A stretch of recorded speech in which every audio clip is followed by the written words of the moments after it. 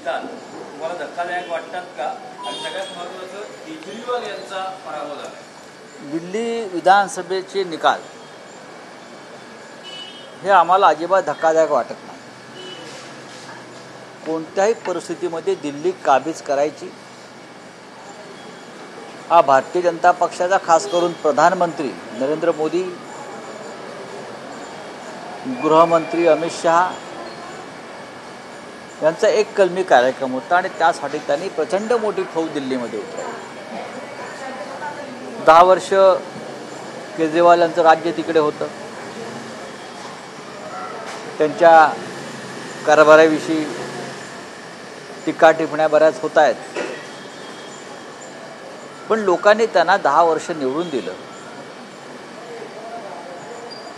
एक आंदोलनातून आलेला पक्ष लोकांनी सत्तेवर बसवला. त्यांनी त्यांच्या पद्धतीनं काम करण्याचा प्रयत्न केला. पण शेवटी ही जी काय महाशक्ती आहे, सत्ता, पैसा, यंत्रणा, याच्यापुढे ह्या वेळेला त्यांचा निभाव लागू शकला नाही. जे महाराष्ट्रात, ज्याला आम्ही महाराष्ट्र पॅटर्न असं नाव दिलं आहे, तो महाराष्ट्र पॅटर्न मोदीजी आणि शहाजींनी किंवा त्यांच्या पक्षानं दिल्लीत राबवला. मतदार यादीमध्ये बाहेरची नावं घुसवणं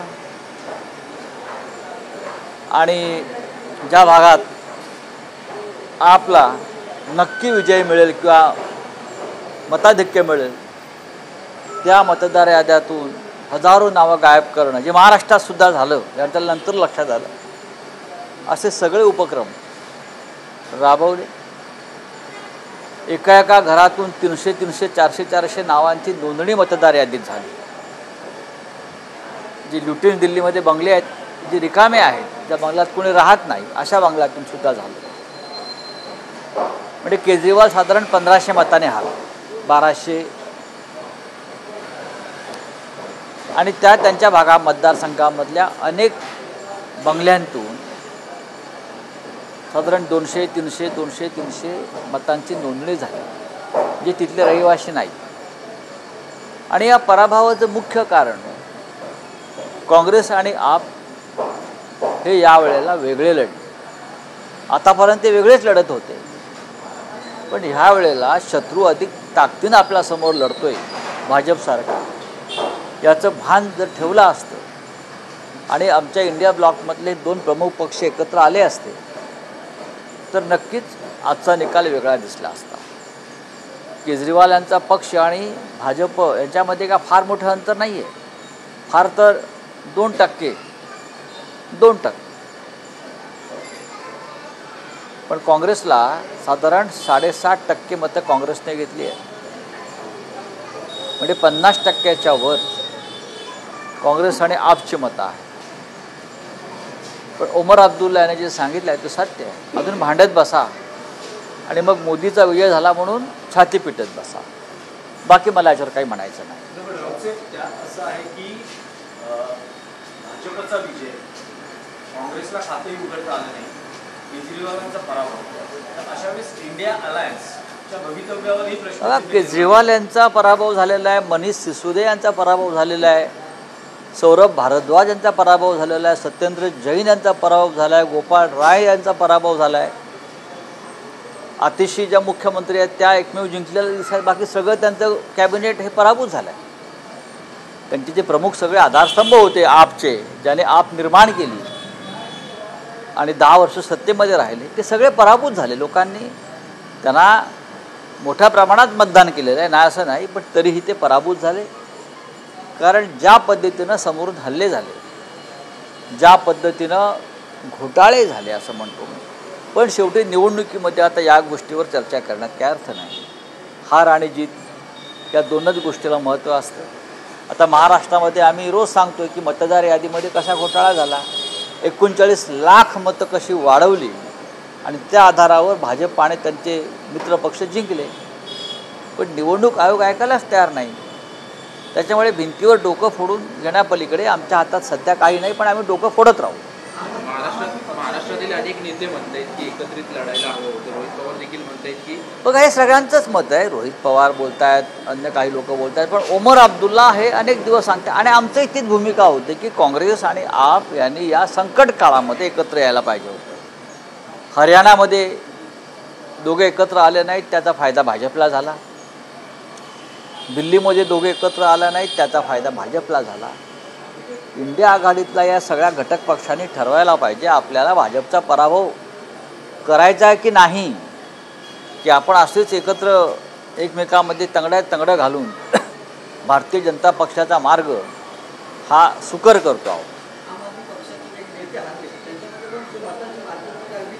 अत्यंत कमी आहे. होय, मी जे मगासपासून म्हणतो की महाराष्ट्र पॅटर्नच राबवला गेला. काल राहुल गांधींबरोबरच्या पत्रकार परिषदेत मी हे स्पष्ट केलं की दिल्लीमध्ये महाराष्ट्र पॅटर्न राबवला गेला आहे आणि त्याचा उद्या निकालात तुम्हाला परिणाम दिसेल. महाराष्ट्र पॅटर्न त्याने एकेकाळी या महाराष्ट्रामध्ये लातूर पॅटर्न होता, आपल्याला माहीत असेल. SEC बोर्डामध्ये लातूरचीच मुलं पहिली यायची. कशी यायची, काय यायची, हे सगळ्यांना लातूरचाच मुलगा पाहिजे. 10वी 12वी पहिला म्हणजे पहिलाच ठरलेलंच आहे. लातूरमध्ये जे काय कोचिंग क्लासेस होते, त्यांची जी काय एक यंत्रणा होती असं म्हणतात, मला माहीत नाही. लातूर पॅटर्न, आता लातूर पॅटर्न कुठे आहे, संपला. आता निवडणुका जिंकण्यासाठी भारतीय जनता पक्षानं महाराष्ट्र पॅटर्न तयार केला. तो काही काळ चालेल. नंतर लातूर पॅटर्नप्रमाणे हा त्यांचा पॅटर्नसुद्धा इतिहास जमा. हे राजकारणामध्ये असे प्रयोग, अघोरी प्रयोग होत असतात. काही काळ आपल्याला संयमाने काम करावं लागतं. आम्हालासुद्धा त्यांचे जे मार्ग आहेत जिंकण्याचे त्याचा अभ्यास करावा लागेल आणि कार्यकर्त्यांना त्याबाबत आम्हाला मार्गदर्शन करावं लागेल. पण एक आहे की ज्या दिवशी मतदान होतं, पंतप्रधान नरेंद्र मोदी हे महाकुंभला गेले, तिथे त्यांनी गंगा स्नान केलं. समजा जर केजरीवाल किंवा राहुल गांधी यांनी असा काही सहभाग महाकुंभमध्ये दाखवला असता तर काही फरक पडला असता, मला काय वाटतं? नाही, नरेंद्र मोदी हे सातत्याने निवडणूक आली, मतदानाच्या दिवशी कधी पशुपतीनाथला जातात, कधी केदारनाथच्या गुफेत जाऊन बसतात, कधी कन्याकुमारीमध्ये जाऊन पूजा अर्चा करतात आणि कधी कुंभच्या मेळाव्यात जाऊन गंगा स्नान करतात. हा एक मोदींचा परंपरा आहे राजकारणातली की मतदानाच्या दिवशी मी किती कडवट हिंदू आहे आणि हिंदूंनी मला एक गठ्ठा मतदान करावं यासाठी त्यांचा हा एक कार्यक्रम सुरू असतो. बाकी कामावर निवडणुका जिंकतात का? अजिबात. लोकांना धर्माची अफूची गोळी द्यायची, गुंगीत आणायचं आणि मतदान करून घ्यायचं. त्या दिवशी दिवसभर मोदीजी हे गंगे स्नान करताना दिल्लीची जनता पाहत होती, केदारनाथच्या गुफेत घुसलेले पाहतो, ध्यानस्थ बसलेले आहेत पण कॅमेरे लागलेले आहेत. कन्याकुमारी पूजा करतायत पण कॅमेरे लागले. अयोध्येचं प्राणप्रतिष्ठा करताना ध्यानधारणा करतायत पण कॅमेरे लागलेले. हे लोकांनी पाहावं आणि मतदान करावं ही त्यांची अपेक्षा आहे. आणखी काही मुद्दे होते या निवडणुकीत, विशेष करून जो लिकल स्कॅम दिल्लीमध्ये झाला त्याची मोठी चर्चा किंवा तो एक निवडणुकीचा मुद्दा होता. कारण त्यात केजरीवाल, सिसोदिया यांना तुरुंगवास सगळ्यांनाच जावं लागतं आहे. केजरीवालांनी तो शीश महल उभा केला, कोट्यवधी खर्च त्यांच्या निवासावर केला. मला असं वाटतं वापरणार नाही, लाल दिव्याची गाडी वापरणार नाही, बंगला वापरणार नाही असे जे काही त्यांनी घोषणा केल्या होत्या. नाही, हे याचा काही प्रभाव पडला नाही. त्यानंतर किमान 2 निवडणुका केजरीवाल जिंकलेल्या आहेत. पण ह्या वेळेला नरेंद्र मोदीजी म्हणजे प्रधानमंत्रीजी आणि गृहमंत्री अमित शहाजी या दोघांनी ठरवलंच होतं पडेल ती किंमत मोजून केजरीवाल यांचा पराभव करायचा आणि ती त्यांनी प्रचंड किंमत मोजली. त्यासाठी यंत्रणा ताब्यात घेतली, चुनाव आयोगाला हाताशी धरलं, प्रचंड पैसे वाटले, आपच्या कार्यकर्त्यांवर रोज गुन्हे टाकत राहिले, नवीन नवीन गुन्ह्यात त्यांना अडकवण्यात आलं आणि अशा पद्धतीने निवडणूक ते जिंकले. खोटे मतदार टाकले, आपला मतदान करणाऱ्यांची हजारो नावं वगळली गेली. हे पुराव्यासह त्यांनी समोर आणलं. महाराष्ट्रात सुद्धा नेमकं हेच घडलं होतं पण आमच्या उशिरा लक्षात आलं. हे आमच्या उशिरा लक्षात आलं पण तोच पॅटर्न दिल्लीमध्ये राबवला. 39 लाख मतं जी महाराष्ट्रात वाढली त्यातली 2, 5, 10 लाख मतं नक्कीच परत तिथे गेली. हे 39 लाख मतं आता बिहारच्या निवडणुकीत जातील आणि अशा पद्धतीनं या देशात लोकशाहीवर कफन ओढण्याचा कार्यक्रम हा सुरू झालेला आहे.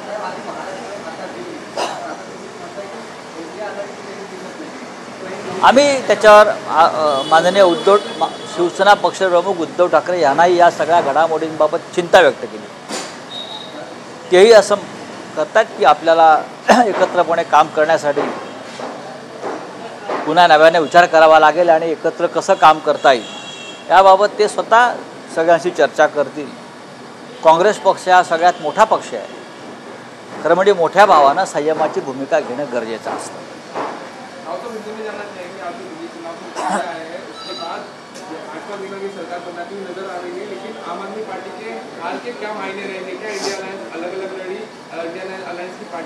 बात यह है कि देश के प्रधानमंत्री, देश के गृहमंत्री, देश का पूरा केंद्रीय कैबिनेट, राज्यों के मुख्यमंत्री, देश भर से आए हुए लाखों लोग, MLA, MPs सब दिल्ली में डेरा डालकर बैठे थे. दिल्ली छोटा प्रदेश है और सबको टारगेट दिया, पैसा बेहिसाब खर्चा किया, कार्यकर्ताओं के ऊपर झूठे मुकदमे डाले गए, वोटर लिस्ट में गड़बड़ी की जो महाराष्ट्र में, ये सब चीज़ें महाराष्ट्र में हुई और बीजेपी महाराष्ट्र में चुनाव जीत गई. हम नाम दिया है महाराष्ट्र पैटर्न. यही महाराष्ट्र पैटर्न दिल्ली में हो गया, लागू हो गया भाजपा की तरफ से. चुनाव हार गए हैं, बीजेपी जीत गई है, ये सच है, लेकिन ये शानदार जीत नहीं है. ये जीत के पीछे जो कालाकांडी की है जनता को भी पता है, लेकिन जो जीता है वो सिकंदर. तो आप जीते हैं, ये लोग नाचेंगे, दंगा करेंगे, मज़ा करेंगे, मज़े लेंगे, देख लेंगे. केजरीवाल जी ने 10 साल अच्छा काम किया था, उनकी सरकार ने भी अच्छा काम किया था. सबको जेल में डाला गया, सबको बदनाम किया. ये उनका एक हथियार है कि बदनाम करो. हमको भी किया महाराष्ट्र में सब. लेकिन अब केजरीवाल जी जहाँ से शुरू किया था राजनीति वहाँ वापस पहुँच गए. अपोजिशन काम करेंगे, लड़ने वाले नेता है. चलिए चुनाव के दिन प्रधानमंत्री जैसे आपने महाकुंभ कहते हैं और कहीं ना कहीं बिहार स्ट्रेटेजी का. देखिए, ये बीजेपी की स्ट्रैटेजी होती है.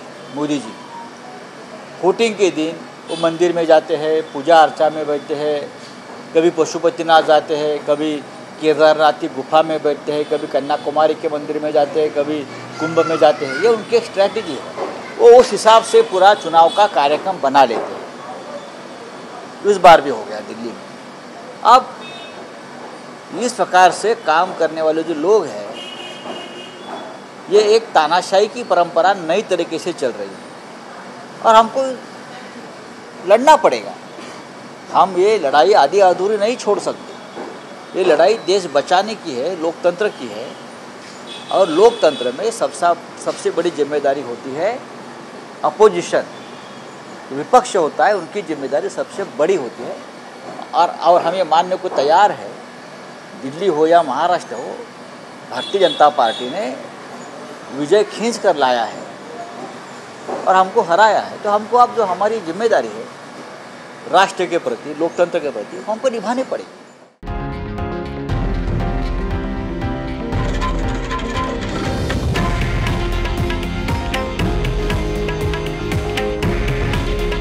हे आहे देशातील नंबर 1 न्यूज नेटवर्क आणि आपण पाहत आहात TV9 मराठी. काळजी तुमची, हित महाराष्ट्राचं.